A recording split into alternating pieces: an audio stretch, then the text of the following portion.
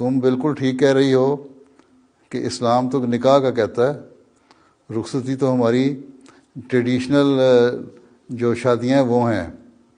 Once نکاح is performed, تم آزاد ہو، میاں بیوی بن گئے، اسلامی پوائنٹ آف ویو سے میاں بیوی بن گئے. اب چاہے رخصتی کرو یا مسجد سے نکاح کے بعد خامند یا لڑکی کا ہاتھ پکڑے اور اپنے گھر لے جائے. ہیں کوئی ماں باپ کو حق نہیں پہنچتا کہ اس کو روکیں.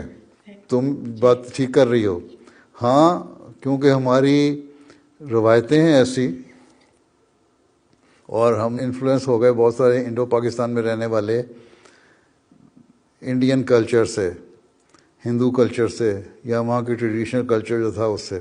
اس لیے ہمارے یہاں رخصتیوں وغیرہ کا خاص اہتمام ہونے لگ گیا کہ جی رخصتی ہونی ہے. ادروائز نکاح جو ہے وہی اصل چیز ہے، اور بہتر طریقہ بھی یہی ہے کہ بجائے شادیوں پہ خرچ کرنے کے، اول تو نکاح سے پہلے ایک منگنی کا فنکشن ہوتا ہے، اس پہ جی ہم نے انگوٹھی پہنانی ہے، ٹھیک، اس پہ ایک دھوم اور دعوت شاوت ہوتی ہے، پیسے ضائع کیے جاتے ہیں. پھر نکاح ہوتا ہے، پھر نکاح کا فنکشن کرتے ہیں، ایک اور پیسوں کا خرچہ، ٹھیک. پھر نکاح ہو جائے تو اس کے بعد پھر کہتے ہیں جی شادی ہونی ہے. اب شادی ہو جائے گا چلو ٹھیک ہے، شادی سے 2 دن پہلے 1 دن پہلے پھر مہندی کی رسمیں ہوتی ہیں. وہ مہندیاں جب تک نہ لگیں، دعوتیں نہ ہوں، ڈھول ڈھمکے نہ ہوں، گانے بجانے نہ ہوں، 200 آدمیوں کا دعوت نہ ہو، اس وقت تک تسلی نہیں ہوتی لڑکے والوں کی اور لڑکی والوں کی کہ نہیں جی مزہ نہیں آیا. تو یہ بات نہیں. پھر اس کے بعد شادی ہوتی ہے، پھر شادی پہ خرچ کرتے ہو. تو ایک فنکشن کے لیے تم لوگ 4 فنکشن کرتے ہو ہیں.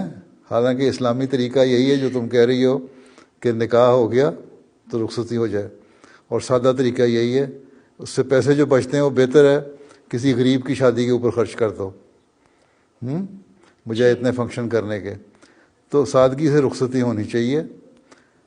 حضرت صلی اللہ علیہ وسلم کے زمانے میں سادگی سے ہی رخصتی ہوا کرتی تھی، بلکہ بعض صحابہ کی شادی ہو جاتی تھی تو حضرت صلی اللہ علیہ وسلم کے علم میں بھی نہیں آتا تھا کہ اس کی شادی ہو گئی ہے. ایک دفعہ ایک صحابی کو آپ نے دیکھا اس کے کپڑوں پہ رنگ لگا ہوا تھا. آپ نے کہا لگتا ہے تمہاری شادی ہو گئی ہے. اس نے کہا ہاں جی کل یا پرسوں میری شادی ہوئی ہے، نکاح ہوا تھا گھر میں اور وہیں میری شادی ہو گئی، رخصتی ہو گئی.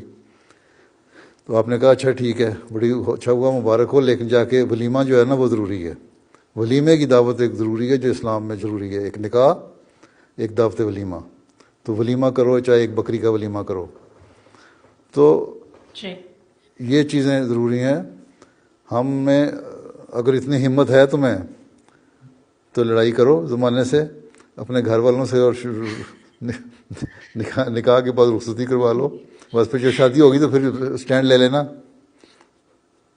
کہہ دینا اسلامی طریقہ تو یہی ہے. میری طرف سے اجازت ہے. چلو.